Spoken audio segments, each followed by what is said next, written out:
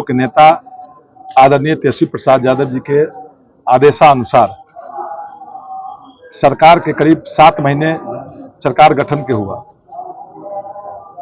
और सरकार ने जो चुनाव के वक्त वादा किया उस वादा को सरकार जनता तक नहीं पहुंचा रही है। इसलिए हम लोग के नेता आदरणीय तेजस्वी प्रसाद यादव जी के आह्वान पर आज बिहार के सभी प्रखंड मुख्यालय पर 1 दिवसीय धरना का आयोजन रखा गया है। उस धरना का मुद्दा है राज्य और देश में बढ़ती महंगाई, बेरोजगारी, विधि व्यवस्था, लूट डकैती, अपहरण, ऑफिस में अधिकारियों का भ्रष्ट अधिकारियों के द्वारा जनताओं का शोषण, गिरती शिक्षा व्यवस्था, ये सब मुद्दा हम लोग के नेता मुद्दा दिए थे। इसी मुद्दा पर हम लोग प्रखंड मुख्यालय में धरना का कार्यक्रम रखे हैं और सभी जगह प्रखंड में पर्यवेक्षक भी नियुक्त किया गया है। इस कार्यक्रम को सफल बनाने के लिए हमारे नेता के द्वारा नेता के आदेशानुसार पर्यवेक्षक की भी नियुक्ति की गई। हम लोग आज सरकार को और सरकार के अधिकारी के माध्यम से सरकार के कानों तक आवाज पहुंचाना चाहते हैं। जो आपने वादा किया 2 करोड़ लोगों को रोजगार, 7 महीने हो चुका, 1 लोग को सरकारी नौकरी नहीं दिए, न नौकरी दिए न रोजगार दिए। उन्होंने वादा किया था जो हमारी सरकार बनेगी तो विधि व्यवस्था चुस्त दुरुस्त होगा, लेकिन आज बिहार में आप मीडिया के साथी है, देखते होइएगा आप, आए दिन लूट डकैती, अपहरण, हत्याएं, बलात्कार होता जा रहा है। यहां तक कि घर से सुबह में लोग निकलते हैं, परिवार के लोग चिंतित रहते हैं जो शाम में घर लौट कर आएंगे कि नहीं। आए दिन हत्याएं हो रही है। अभी एक सीएसबी संचालक महुआगाछी में हत्या कर दी गई, बाजपट्टी में हत्या हो गया। मतलब आए दिन कोई ऐसा प्रखंड ना गांव नहीं है जहां हत्याएं गोली मारकर हत्या नहीं की जा रही है। इस सरकार में जो अपराधी है सरकार के द्वारा संरक्षित अपराधी है।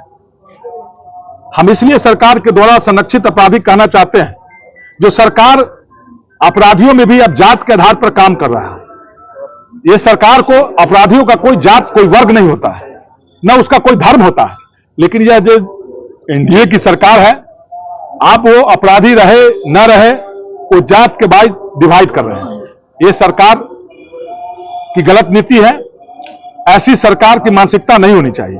अपराधी चाहे वो कोई भी जात के लोग हो, अपराधी अपराधी होते हैं, उसको सजा मिलना चाहिए। लेकिन आज देखिए लूट डकैती मर्डर सब में लिप्त है, लेकिन खुलेआम घूम रहा है। निश्चित रूप से जो गैस सिलेंडर की स्थिति है, चुनाव से पहले हमारे नेता ने कहा था कि जो चुनाव के वक्त ये लल्लो चप्पो करेगी, जनताओं को प्रलोभन देगी, लेकिन चुनाव के बाद जनता को इसका मार झेलना पड़ेगा। महंगाई के बारे में हमारे नेता ने बतलाया, सभी चीज के बारे में नेता ने बारीकी से बतलाया। सरकार के खजाना खाली है। सरकार के पास यहां तक कि आपको जो मैं बतलाना चाहता हूं, मैंने ये पुल बाजपट्टी का पुल जो है सो मैं विधायक था उस समय सैंक्शन हुआ, उसी समय स्वीकृति मिली, लेकिन पैसा के अभाव में आज तक नहीं बन रहा है। एक बालासात में हम पुल सैंक्शन हाई लेवल ब्रिज वहां भी स्वीकृति करवाए थे, उसको आज रद्द कर दिया गया है, मतलब कैंसिल हो गया। अब सरकार के पास पैसा नहीं है, कैंसिल कर दिया गया है। मतलब अब सरकार के पास पैसा नहीं है तो जो सड़क पास हो चुका है, जिसका एग्रीमेंट भी संवेदक के द्वारा कर लिया गया है, उसको भी पैसा नहीं मिल रहा है। पैसा नहीं दे रहा तो संवेदक काम नहीं कर रहा है और उसको ड्रॉप कर रहा है। खास करके जो निचले स्तर के जो जनता है, खासकर ग्रामीण परिवेश में जो रहते हैं, उनको बहुत कठिनाई है, उनको तड़प रहा है ढंग से। अगला स्टेप आप लोगों का क्या होगा आज के धरना पर? आज के धरना के बाद हम लोग मेमोरेंडम देंगे सरकार तक जाने के लिए। 17 तारीख को जिला मुख्यालय पर हम लोग का फिर है, जो 17 तारीख को जिला मुख्यालय पर हम लोग का शांतिपूर्वक धरना, 1 दिवसीय धरना का कार्यक्रम रहेगा। उसके बावजूद भी अगर सरकार संज्ञान नहीं लेती है तो हमारे नेता आदरणीय तेजस्वी प्रसाद यादव जी के नेतृत्व में हम लोग वहां से जो दिशा निर्देश होगा या सड़क पर उतरेंगे, चक्का जाम करेंगे, जैसा दिशा निर्देश पार्टी के और नेता के द्वारा किया जाएगा। हम राष्ट्रीय जनता दल के एक सिपाही निश्चित रूप से करने के लिए तैयार। राष्ट्रीय जनता दल के सिपाही लड़ना जानता है, जनताओं के लिए निश्चित रूप से संघर्ष करना जानती है। हम लोग एसी में बैठने वाले लोग नहीं हैं। अभी बिहार और देश स्तर पे बार बार पेपर लीक हो रहा है, इस संदर्भ में आपकी पार्टी क्या करने जा रही है? हमारे नेता ने पेपर लीक के बारे में भी बोले। थोड़ी देर की सरकार थी तेजस्वी प्रसाद यादव जी और हमारे नेता 17 महीने की सरकार में, तो नेता ने पेपर लीक पर भी हमारे नेता बोले कि कहीं ना कहीं सरकार उस संलिप्त है। सरकार के संरक्षक सरकार दे रही है। उसमें जो पेपर लीक करने वाले जो शिक्षा माफिया लोग हैं उसका संरक्षण सरकार दे रही है, इसलिए लीक हो रहा है। सरकार उस पर नहीं रोक लगाती है। तो उसके लिए भी विद्यार्थी के लिए भी हमारे नेता ने वहां पर धरना स्थल पर भी गए थे, उस पर सरकार लाठी चलाया, लेकिन हमारे नेता ने जाकर सांत्वना दिया और जनता के साथ, विद्यार्थी के साथ, निश्चित रूप से छात्र के साथ हमारे नेता और हम सब लोग हैं। रिशु मामले में आपकी सरकार क्या कर रही है? वही अभी बोले हैं आप, बहुत बड़ा बात बोले हैं। रिशु श्री मामला जो है उसी में सरकार की पोल खुल रही है। आप खरबों रुपया का घोटाला किया जा रहा है, जिसका एक्सटेंशन माननीय मुख्यमंत्री जी उस समय थे, बगैर एक्सटेंशन उसमें कैबिनेट के बैठक से एक्सटेंशन देना है, लेकिन उस एक्सटेंशन नहीं देके वो अधिकारी जो है उस अधिकारी को एक्सटेंशन बगैर कैबिनेट के बैठक से माननीय मुख्यमंत्री जी उस समय दे दिए थे। रिशु श्री मामला में सफेद पोस्ट सरकार के सभी मंत्री और मुख्यमंत्री उसमें संलिप्त है। नहीं तो सरकार ने एक्सटेंशन मुख्यमंत्री जी क्यों दिए बगैर कैबिनेट के बैठक के? नहीं तो धरना के माध्यम से आप एकदम निश्चित रूप से नहीं, आज हमारा ये धरना उसमें नहीं था। हमारा था आज जो धरना के कार्यक्रम में थे, जो सरकार ने वादा किया उस वादा को सरकार ने 7 महीना हो चुका, सरकार ने पूर्ण नहीं कर रहा है।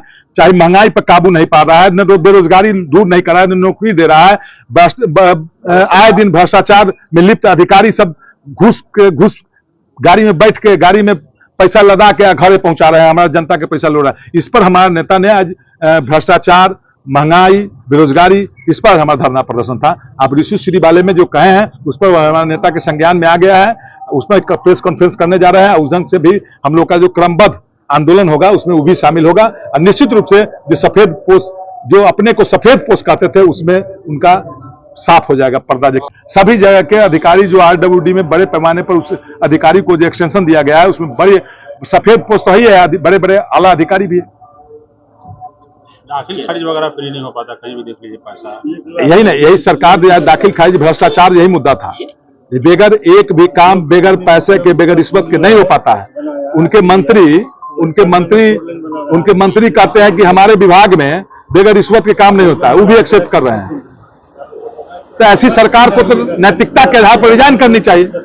अगर रिजाइन नहीं करती है तो जनता निश्चित रूप से आने वाले समय में हम लोग सड़क से लेकर पूरी तरह आंदोलन करेंगे, जनता के बीच जाएंगे, जनताओं की समस्याओं को सरकार के कानों तक पहुंचाने का काम करेंगे। आने वाला दिन निश्चित रूप से तेजस्वी प्रसाद यादव जी के नेतृत्व में सरकार बनेगी। आप अभी 5 साल विधायक थे, आपने भ्रष्टाचार के मिटाने के लिए क्या किया? हमने भ्रष्टाचार के खिलाफ में, सरकार भ्रष्टाचार के खिलाफ रहती है। कई अधिकारी को, आपको भी हम कई बार आपके द्वारा भी हम मीडिया के माध्यम से दिए, अधिकारी के खिलाफ में दिए, लेकिन देंगे किनको? मुख्यमंत्री को देंगे, जो सरकार में जो है मुख्यमंत्री को, और मुख्यमंत्री उस अधिकारी को बचाना चाहते तो क्या कीजिएगा? हमने सदन में भी अधिकारियों के खिलाफ कई सड़क हम अपना एविडेंस देंगे, जो हम अपने विधायकी काल में निश्चित रूप से हमको बताता है। कम से कम यहाँ के अनुमंडल पदाधिकारी, भ्रष्ट अनुमंडल पदाधिकारी के बारे में कितना बार पत्राचार किए। हम प्रखंड विकास पदाधिकारी, अंचल अधिकारी हो या CDPO हो, सभी के खिलाफ में मैंने मुख्यमंत्री को दिया, विधानसभा में भी मामला उठाया, लेकिन उसके बावजूद भी सरकार रफा दफा करती थी। अधिकारी के खिलाफ में भी हम लिखे, लेकिन उस अधिकारी पर कार्रवाई नहीं की गई सरकार के द्वारा। आज तक कोई कार्रवाई नहीं किया। ये सरकार में जो अधिकारी है जनता से पैसा लूटती है और सरकार तक पहुंचाती है, इसलिए वो बचा हुआ है।